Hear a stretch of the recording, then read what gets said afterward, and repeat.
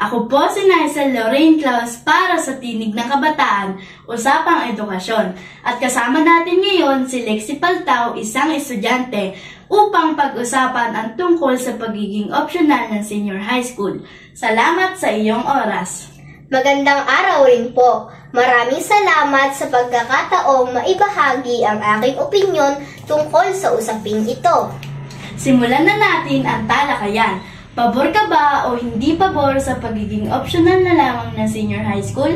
Bakit? Para po sa akin, pabor ako. Dahil ang pagiging optional ay magbibigay ng kalayaan sa mga estudyante na pumili ng landas na mas nababagay sa kanilang interes, kakayahan at pangarap. Magandang punto iyan. Ibig sabihin, nais mong bigyan ng mas maraming pagpipilian ang mga estudyante pagdating sa kanilang edukasyon. Sa iyong pananaw, anong magiging epekto ng paggawa nitong opsyonal sa kalidad ng edukasyon sa bansa? Sa aking pong pananaw, ang epekto ng pagiging senior high sa kalidad ng edukasyon ay depende kung paano ito ipatutupad at kung paano tutugunan ng mga paaralan ang mga hamon at ang oportunidad na dala nito.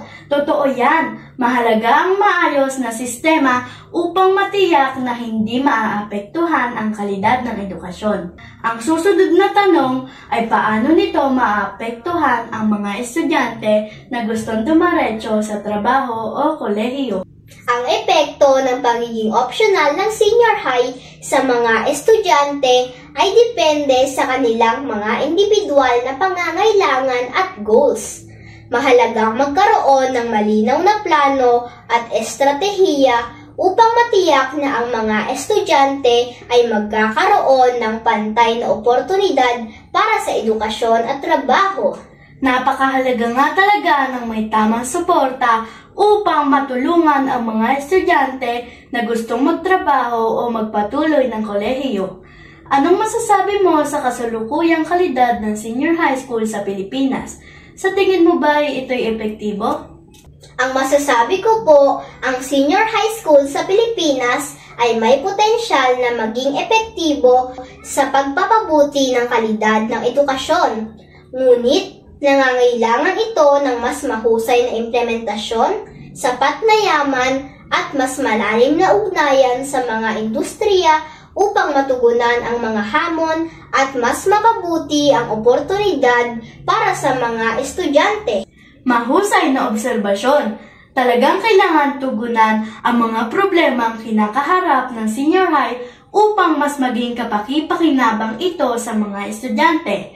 Panghuling tanong, anong maaari mong imungkahing solusyon para mas mapabuti ang sistema ng senior high school sa halip na gawing opsyonal? Ang pagiging opsyonal ng senior high school ay isang malaking desisyon na may malaking epekto sa sistema ng edukasyon. Mahalagang pag-aralan ng mabuti ang mga posibleng benepisyo at disadvantage bago gumawa ng desisyon. Mas mainam na pagtuunan ng pansin ang pagpapabuti ng kalidad ng edukasyon at pagtaas ng akses sa edukasyon upang mas makatulong sa mga estudyante na magkaroon ng mas mabuting kinabukasan.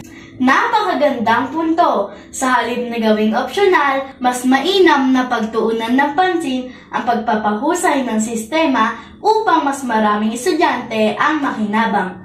Maraming salamat sa iyong oras at mga makabuluhang sagot. Talaga namang mahalaga ang mga pananaw ng estudyante tulad mo sa ganitong usapin. Maraming salamat din po. Sana ay makatulong ito sa mas malalim na diskusyon tungkol sa ating edukasyon. Salamat muli. Sana'y magtagumpay ka sa iyong pag-aaral. Sa huli, pinakamahalaga ay matiyak na ang edukasyon sa ating bansa ay patuloy na mabuti upang matulungan ang mga estudyante na makamit ang kanilang pangarap. Hanggang sa susunod nating panayam. Ako si Naisel Lorraine Claus para sa Tinig ng Kabataan, Usapang Edukasyon.